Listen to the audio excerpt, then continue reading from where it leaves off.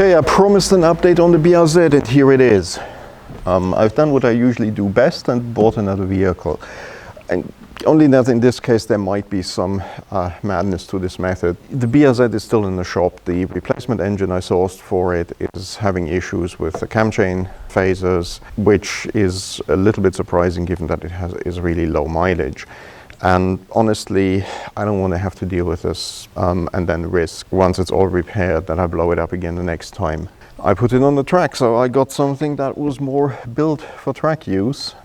Probably should have got one of these a few years ago when they were cheaper, but anyway. So what you're looking at is a 2005 Lotus Elise, so that's the first year it came to the US. Reliable Toyota drivetrain, pretty good condition general. And it's a little higher mileage than a lot of them. This has a bit over 70,000 miles, but I'm fine with it. Keep in mind that I'm trying to use this, for fun driving where I may need a roof, and also for some track driving. So from that perspective, I didn't want an utterly pristine one. Let's go have a look around it. I actually haven't had the time to inspect it in detail either. Because I literally just got it. It got delivered a couple of days ago.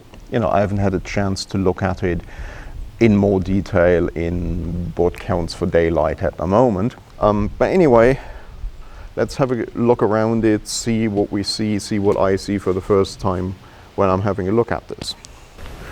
So I think the first thing that you already noticed when I was standing behind it, I'm about 1.80 m, so it's 5'11" over in the US. This is an utterly tiny car, which makes it fun. I like small cars that are a lot of fun to drive. It's pretty much all stock. Got decent tires on it. Don't know if you can tell that, but obviously it's a little bit dirty, so we'll give it a bit of a wash. Pretty Spartan interior. Again, that's how they all come. These seats, I should point out, I've owned an Elise before, a Series 1. This is a Series 2, obviously, because the Series 1 never made it to the US. These seats look like they're not super comfortable, but they actually are. In my previous one, I drove this like 5-6 hours in one stretch to get to a track day, and I arrived, in pretty decent shape. Instrumentation, it does have floor mats, but you can see, the interior is for lightweight. As to what I'm going to do with the interior, the answer is basically nothing, other than maybe get rid of this radio. This may be the original radio in the car. But it's very early 2000s tastic, and obviously I probably want Bluetooth and stuff. And you also notice that this car came from Florida. It spent time in Nevada. You can see the speakers are cracking. Well, maybe you can't see. Somehow have to figure out how I can take those speakers out and replace them, because you notice there are screws here and here, and I have not got the foggiest how to get at them. Other than that, the tires are more or less new or almost new. I'll see if I eventually can find something like Pilot Sport 4s or something, but right now they'll definitely do. If we look at the brakes, you can see there's some evidence of the higher mileage, but for something that's got 70,000 miles on it, especially in climates that are not that nice to cars. So the history says this car was in Nevada and then in Florida, and I think it spent some time in Texas. I might be wrong about the Texas part, but it was in sunny, hot states, and I think it's in really good shape for that. Right, so you got, again, it's probably not been driven for a little while, and you can see it's all a little bit dirty from the transport. But nothing cracked, nothing broken, all in good shape. I'm pretty happy with it.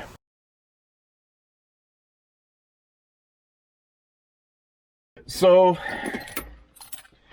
this is the first real drive in my Elise. As you've seen in the first half of the video, I just bought this one. And I did take it to the inspection station because I had to do that to get it registered. But I have certainly not driven it, like it deserves to be driven. So today, which is actually Thanksgiving Day, is the first time I'm actually taking it out on the road proper, and we'll capture some driving impressions and take it from there. So first impressions from driving it, it's quieter than my old S1.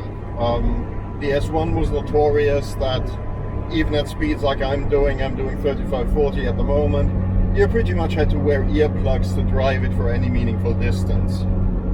There was this, it's not a joke, but basically I lived about 45 minutes from Brands Hatch Race Circuit.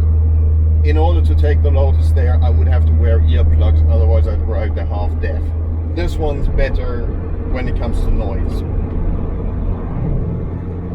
So one other thing that is quite nice is, in small cars, I often have a problem wearing a helmet, right, because there's not enough headroom. There is enough headroom here just about to get my helmet on. If I run it on the track, I'll probably run it without the roof though, unless it's raining.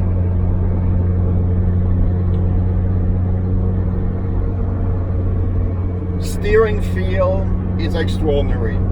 It's not something you find with a lot of modern cars anymore. This has the level of feedback that my old air-cooled 911 has.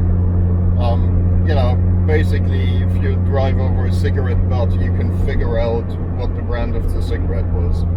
That level of feedback. At speed, I can steer this car with basically 2 fingers on each hand.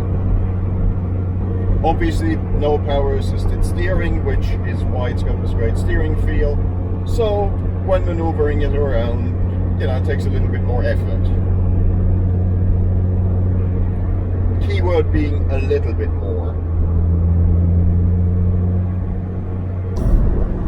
Okay, one other impression. I need to do something about the gas pedal. It doesn't work very well for my sorry attempts at heating and towing.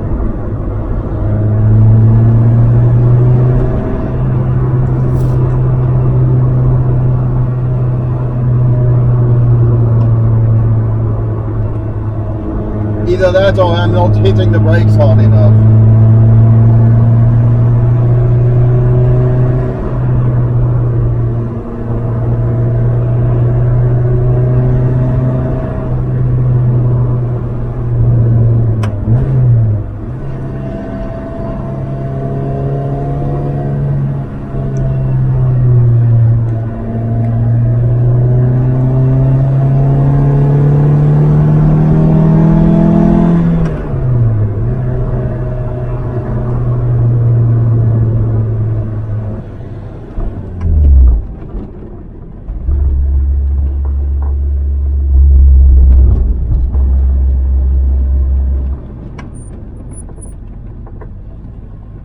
You can probably hear the squeaking from the gear lever that I would want to look at.